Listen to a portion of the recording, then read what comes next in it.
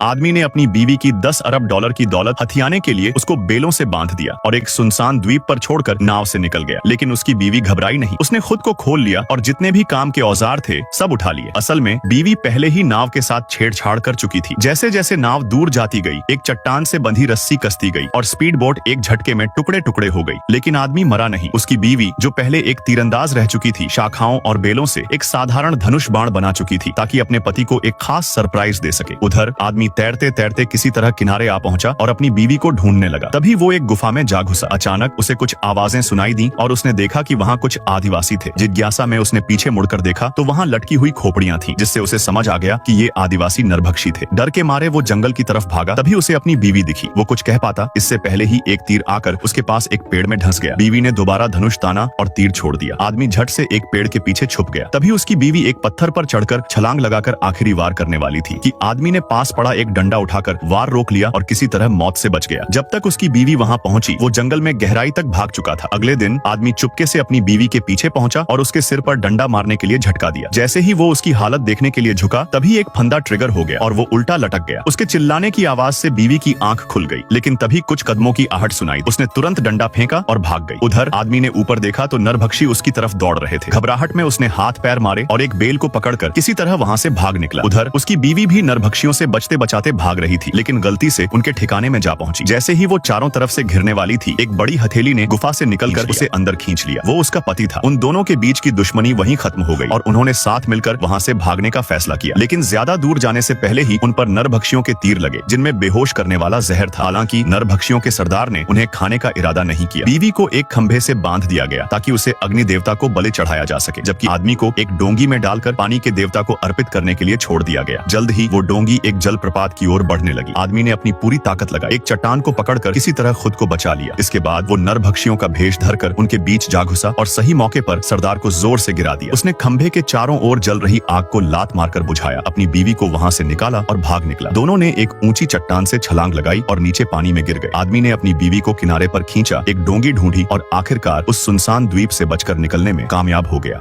आदमी फिर से 50 अरब के जैकपॉट से चूक गया, तो इस बार उसने जिद पकड़ ली कि अगर एक और मौका मिला तो वो जरूर जीत जाएगा। उसने डिमांड की कि उसे फिर से किसी अमीर इंसान का शरीर दिया जाए। इस पर मौत की देवी मान गई और इस बार वो एक बड़े बिजनेस ग्रुप के दूसरे बेटे के रूप में पैदा हुआ। कल ही उसने पूरी संपत्ति विरासत में पाई और नया हेड बन गया। लेकिन उसके खुश होने से पहले ही जिस प्लेन में वो था, वो तूफानी बादलों में घुस गया और तेजी से हिलने लगा। उसने तुरंत अपनी सीट बेल्ट बांध ली, सेफ्टी जैकेट पहन ली और सारे सेफ्टी मेजर्स फॉलो कर ली। तभी एयर होस्टेस आई और बोली कि घबराने की जरूरत नहीं, बस हल्का टर्बुलेंस है, जल्द ही सब नॉर्मल हो जाएगा। लेकिन उसे पक्का यकीन था कि प्लेन क्रैश होगा, मगर कुछ ही देर में प्लेन सच में स्थिर हो गया। इसके बावजूद उसने सेफ्टी जैकेट नहीं उतारी। वो आराम रूम में गया जहां महंगे ब्रांड्स की चीजों से कमरा भरा हुआ था। यही वो लाइफ थी जिसका उसने सपना देखा था और इसने उसे और भी जिंदा रहने की हिम्मत दी। लेकिन तभी जैसे ही वो अपने ब्राइट फ्यूचर के बारे में सोचने लगा, प्लेन के इंजन में धमाका हो गया। जबरदस्त झटकों के बीच वो किसी तरह सीट पर लौटा और बेल्ट बांध ली। एयर होस्टेस चेक करने आई, लेकिन अगले ही पल प्लेन में एक बड़ा छेद हो गया और एयर होस्टेस हवा में उड़ गई। इससे पहले कि वो कुछ समझ पाता, प्लेन जोरदार धमाके के साथ जल उठा और वो आग में जलकर राख हो गया। जब उसने फिर से आंखें खोली तो पसीने में भीगा हुआ था। ये कोई सपना नहीं था। मरने का डर और वो भयानक दर्द इतना असली था कि उसकी रूह कांप गई। उसकी ये हालत देखकर मौत बहुत खुश थी, क्योंकि वो बस यही चाहती थी कि वो मरना न चाहे लेकिन बच भी न सके। मौत ने कहा कि इस बार उसे आसान सा जीवन मिलेगा और फिर से ट्रिगर दबा दिया। अब वो एक 16 साल के हाई स्कूल स्टूडेंट के रूप में जागा। उसने देखा कि क्लास के स्टूडेंट्स वीडियो देख रहे थे और उस वीडियो में वही था, प्लेन से कूदकर स्टंट करते हुए।